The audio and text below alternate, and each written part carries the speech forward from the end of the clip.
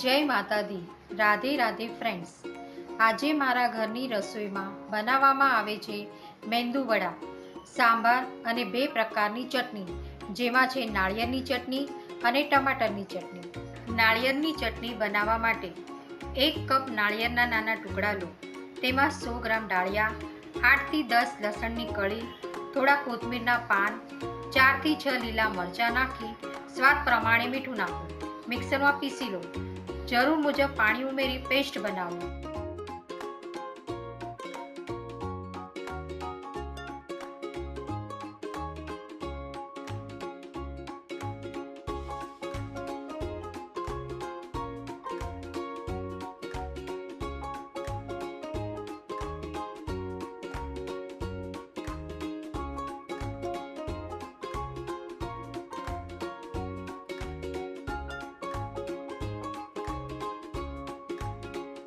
આ પેસ્ટને એક બાઉલમાં કાઢી લો.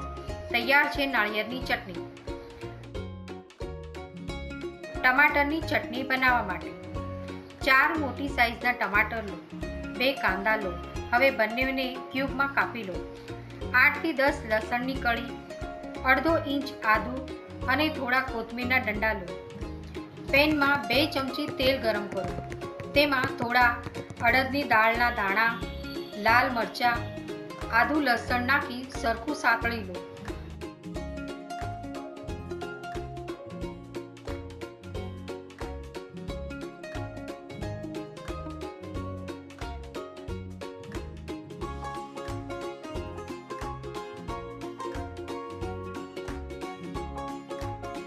હવે તેમાં કાપેલા કાંદા, ટમાટર, કોથમીરના દાંડા નાખી થોડું ચડવા દો.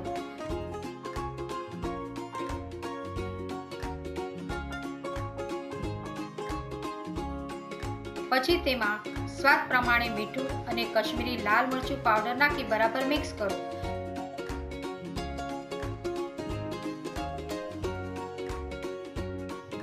પાંચ મિનિટ ધીમા તાપે ચડવા દો.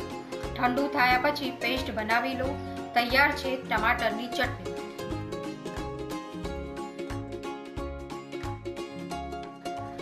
સાંભાર બનાવવા માટે 1 કપ તુવેર દાળને અડધો કલાક માટે પલાળી દો. પછી તેને ઉકળતા પાણીમાં ઉમેરી સાથે 2 ટમાટર, 2 કાંદા, 1 બટાટા નાની સાઈઝમાં કાપેલા, સ્વાદ પ્રમાણે મીઠું, અડધી ચમચી હળદર નાખી 3 સીટી વગાડી લો. આ સાંભારમાં તમે તમારા પસંદના વેજીટેબલ્સ નાખી શકો છો. 2 ચમચી સાંભાર મસાલા પાવડર, અડધી ચમચી હળદર, 1 ચમચી ધાણા જીરા પાવડર, 1 ચમચી કશ્મીરી લાલ મરચું પાવડર, સ્વાદ પ્રમાણે મીઠું. આ બધા મસાલા ઉકળતી દાળમાં નાખો. પછી તેમાં ગોળ આમલીનું પાણી નાખી 5 મિનિટ માટે ઉકળવા દો.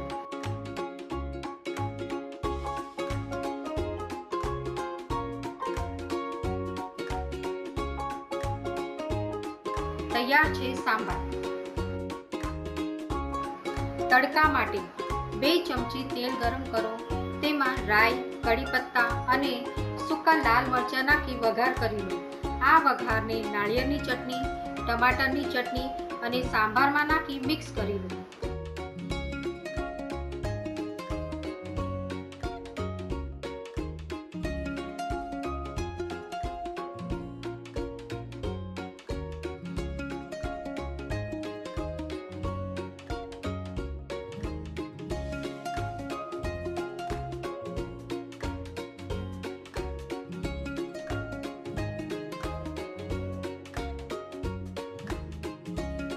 મેંદુ વડા બનાવવા માટે અડધો કિલો અડદની દાળને સ્વચ્છ ધોઈને 3 કલાક માટે પલળવા દો. પલળેલી દાળનું પાણી કાઢી મિક્સરમાં પેસ્ટ બનાવી લો. આ પેસ્ટમાં સ્વાદ પ્રમાણે મીઠું, બારીક સમારેલા કાંદા, લીલા મરચાં ઉમેરી 10 મિનિટ માટે ફેટી લો.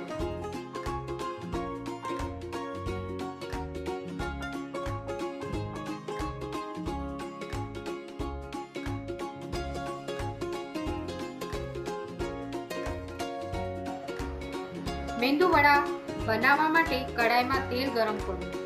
પાણીવાળો હાથ કરો જેથી વડાનું બેટર હાથમાં ચીપકે નહીં અને સરળતાથી તેલમાં પડે. મીડિયમ આંચમાં વડાને ગોલ્ડન રંગના થાય ત્યાં સુધી તળી લો. તૈયાર છે મેંદુ વડા. ગરમા ગરમ મેંદુ વડાને નાળિયેરની ચટણી, ટમાટરની ચટણી અને સાંભાર સાથે પીરસો. આ વિડીયોને લાઈક કરો, શેર કરો અને મારા ચેનલને સબસ્ક્રાઈબ કરો. મારો વિડીયો જોવા માટે ધન્યવાદ.